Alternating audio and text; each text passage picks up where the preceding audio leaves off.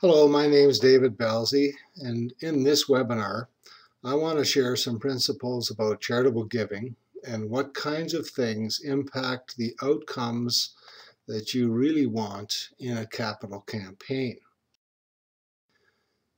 First of all, the most important consideration is who is asking or who is recruiting or who is leading the campaign. You see, people give to people. Connecting people with the right people is an important factor in a successful campaign. Secondly, people give to ministry. Now, people do give to buildings and capital projects, agreed, but only if these are seen as a necessary tool to accomplish ministry objectives. This is particularly true for the younger generation. Third, people give to vision. Since fundraising is not so much asking for money as sharing a vision for the future, the extent to which vision is clear and understandable is the extent to which stewardship campaigns are successful.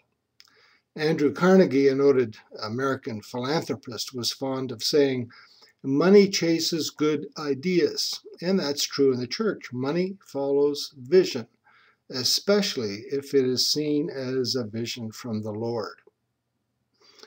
Then asking people to support God's work is biblical. In fact, it's increasingly necessary in our humanistic and materialistic society to help Christians understand that supporting God's work is a logical extension of our commitment to Christ and to the church, and as an essential part of our discipleship responsibility. Fifth, people do have the potential financially to provide very significant support for your project. Christians give an average of 1.5% to 2% of their income to the church. And the truth is that even of those who give, 20% usually give 80%. This means that the majority, 80%, have the potential to give much more, and even the 20% will give much more as well. Sixth, if you want money, don't just ask people to pray about it, ask for money. Now, this is not to suggest that prayer is unimportant, but only to point out that both praying and asking are very necessary. One problem in fundraising is to assume that people will give without a proactive process of asking. The committed core, of course, will give, but others need to be encouraged.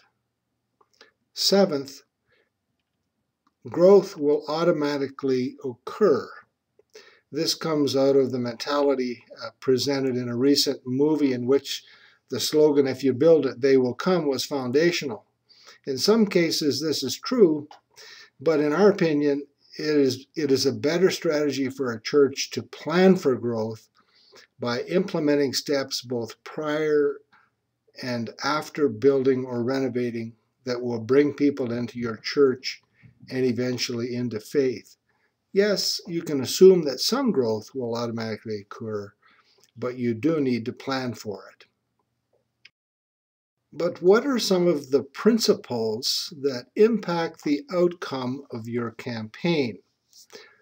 The first principle is communication effectiveness. Now, I realize that communication is a key component of church life, but do we do it effectively? Marketers say that people need to hear their message at least 7 times before they absorb the message or get it. Now, that doesn't mean you need to preach a sermon 7 times in a row, but it does apply in some ways to the church as well. So what are the most effective ways to communicate a new vision for the future of your church? Well, letters are not all that effective since they generate about a 5% response. Public announcements and sermons and bulletin inserts are more effective and they add a better layer of communication, but ultimately, some kind of face-to-face communication process is essential. This is not necessarily a one-on-one meeting to ask people for money. Rather, it involves sharing the vision in a way that people can provide input and have their questions answered. The second principle that will impact the outcome of your campaign is understanding why people give to church. We define fundraising as more than asking for money. It's preparing the donor to respond to the new vision you have for your church's future. Now, some people give out of a sense of obligation, or because they are strongly encouraged to do so, or because they have some sense of institutional loyalty and responsibility to do their part. The purpose of Christian fundraising, however, is to help refocus the donor from obligation to vision. If we can assist people to visualize the project in the context of what it is God is doing in your church, they will respond positively. They won't respond in a vacuum. And a simple ask doesn't usually work well because people aren't ready until they have heard the full story. So you must provide a context for them to respond. They need to be clear about the vision for the future. They need to understand what the Bible teaches about stewardship. And they need to know how the new vision for a new church or a renovation will impact their lives. The third principle that will impact the outcome of your campaign is the length of the giving window. We've tried several alternatives over the years, one of which is a 6-month giving window. While this has limited success, this window only appeals to what people have in their bank accounts right now. The church often sells this idea by saying when the cash comes in, we'll build. Unfortunately, some churches wait for a long time before the cash comes in, and by then the price of construction has escalated beyond the amount received. Only about 25% of your potential will come in with this length of giving window. Longer giving windows, up to 3 years, usually garner the best results. Why is this? First, because it taps 3 years of income, not just what people have in their accounts right now. Everyone is encouraged to make a 36-month or 3-year commitment to give at their potential. Dividing the goal into equal parts, by the way, and asking people to all give the same amount over the period doesn't work at all. That's good math, but it's not good stewardship. So this giving window encourages people who may not have ever made a firm commitment to give to your church over the long term to start doing so, and to do it monthly. We often find that giving to the general budget of the church increases during a campaign, and that new donors come on board because of this principle.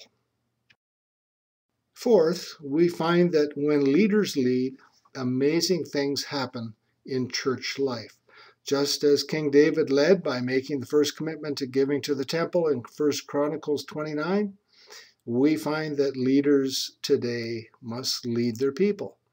Just like in David's day, leaders consist of all kinds of active leaders in ministry roles or people who lead by their giving.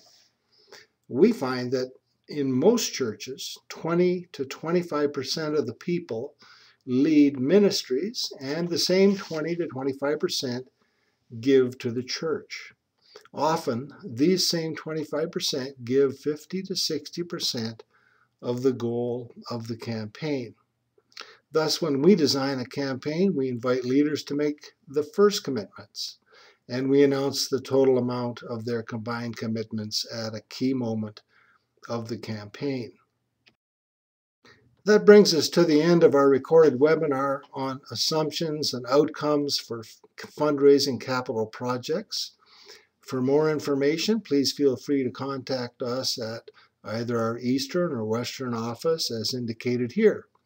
We're happy to come to your church to present this and other webinars to your leadership and to answer questions specific to your church. We've worked with churches of all sizes, many denominations. We usually are able to provide you with information that will assist you with your capital project.